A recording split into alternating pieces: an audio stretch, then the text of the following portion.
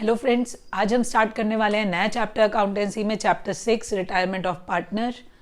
Admission of partner की तरह ही retirement of partner है, कंपैरेटिवली उससे इजी है क्योंकि वैरायटी ऑफ क्वेश्चंस कम है इसमें, और चैप्टर भी कंपैरेटिवली उससे आपको इजी लगेगा। तो शुरुआत से कॉन्सेप्ट को क्लियर करते हुए चलेंगे, देखेंगे क्या क्या टॉपिक्स हमें पढ़ने हैं। पर सबसे पहले हम रिटायरमेंट ऑफ पार्टनर का मतलब समझ लेते हैं। जैसे एडमिशन ऑफ पार्टनर में एक नया पार्टनर बिजनेस में आ रहा था, रिटायरमेंट में क्या होगा, एक पार्टनर बिजनेस से चला जाएगा, रिटायर हो जाएगा। रिटायर मतलब वो बिजनेस छोड़ देगा।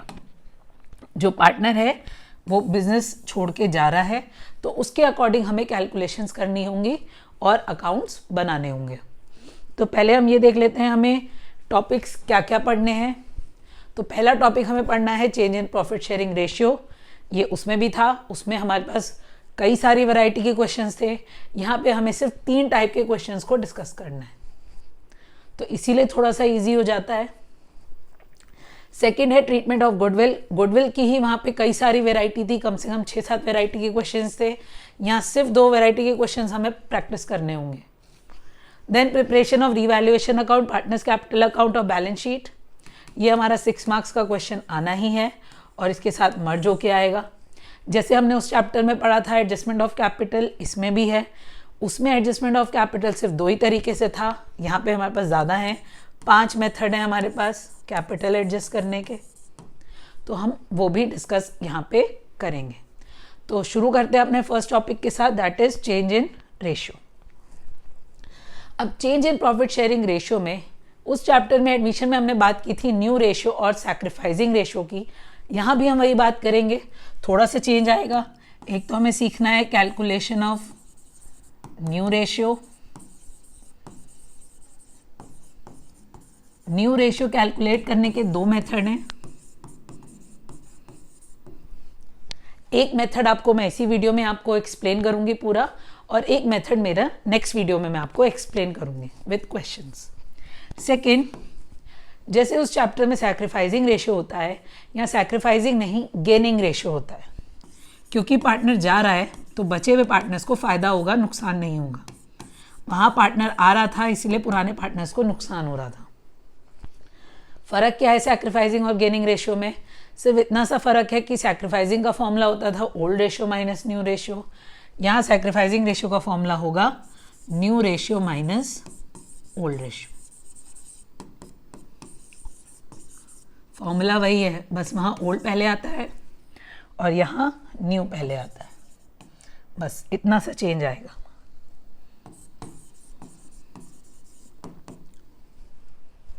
अब हम फर्स्ट टाइप का क्वेश्चन यहाँ डिस्कस कर रहे हैं।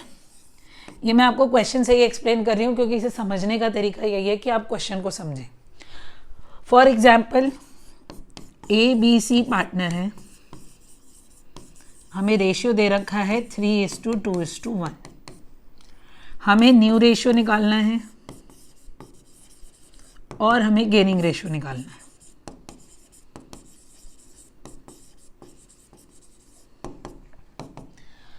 अब फॉर एग्जाम्पल अगर C रिटायर हो रहा है, अगर C रिटायर हो रहा है और कुछ भी गिवन नहीं है, कोई न्यू रेशियो गिवन नहीं है क्वेश्चन में और कुछ भी नहीं लिखा, सिर्फ ओल्ड रेशियो गिवन है, तो जो पार्टनर जा रहा है उसका शेयर हटा दो, जो बचेगा वही न्यू रेशियो होगा, वही गेनिंग होगा। जैसे यहाँ C जा रहा है, हम C का शेयर रिमूव कर देंगे तो न्यू रेशियो आ गया 3:2, गेनिंग रेशियो भी आ गया 3:2। अगर A जाता, A का शेयर हटा देते, आंसर आ जाता 2:1।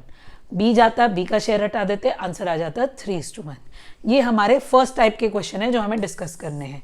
ये 1 मार्क में आते हैं, MCQ में आते हैं। अगर आप इसे सॉल्व करने लगेंगे अलग अलग तरीकों से तो बहुत टाइम वेस्ट होगा।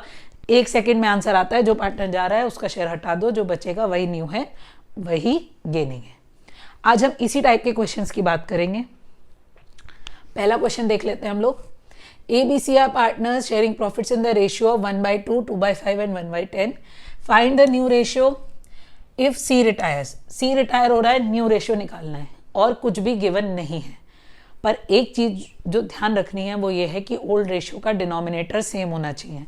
यहाँ डिनोमिनेटर सेम नहीं है, 2, 5 और 10, तो पहले हम LCM लेंगे, डिनोमिनेटर को सेम करेंगे।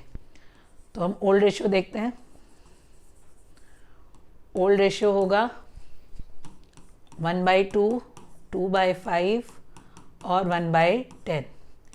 एलसीएम लो गया 5, 4 और 1, तो हमारा ओल्ड रेशियो आ गया 5:4:1।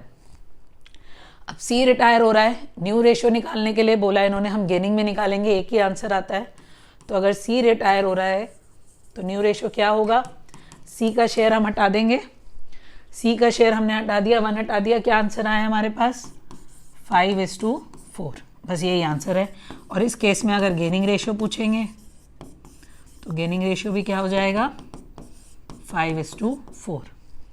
इस टाइप के क्वेश्चन एमसीक्यू में भी आते हैं और लॉन्ग क्वेश्चंस में इनकी बहुत ज़रूरत पड़ती है, इसलिए ध्यान रखना है कि जो पार्टनर जा रहा है उसका शेयर हटा देंगे, जो बचेगा वही न्यू है, वही गेनिंग है। एक क्वेश्चन और देखते हैं हम लोग। P, Q and R partner sharing profits in the ratio of 5:4:1। P retires from the firm. यहाँ हमें कैलकुलेट करना है, दोनों ही कैलकुलेट कर लेते हैं, न्यू रेशियो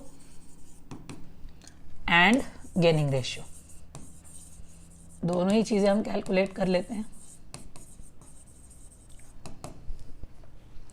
तो अगर P रिटायर हो रहा है, हमें ओल्ड रेशियो गिवन ही है, ओल्ड रेशियो है हमारा 5:4:1 और कुछ गिवन नहीं है, P रिटायर हो रहा है, P का शेयर हटा दीजिए, न्यू रेशियो क्या आ जाएगा हमारा 4:1 और गेनिंग रेशियो भी क्या आ जाएगा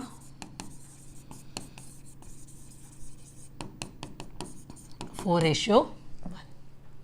तो आप देख सकते हैं ये पहला मेथड था जो कि बहुत आसान था। नेक्स्ट टॉपिक और नेक्स्ट वीडियोस में हम बात करेंगे गेनिंग रेशियो और कैसे हम न्यू रेशियो को कैलकुलेट कर सकते हैं। Thank you.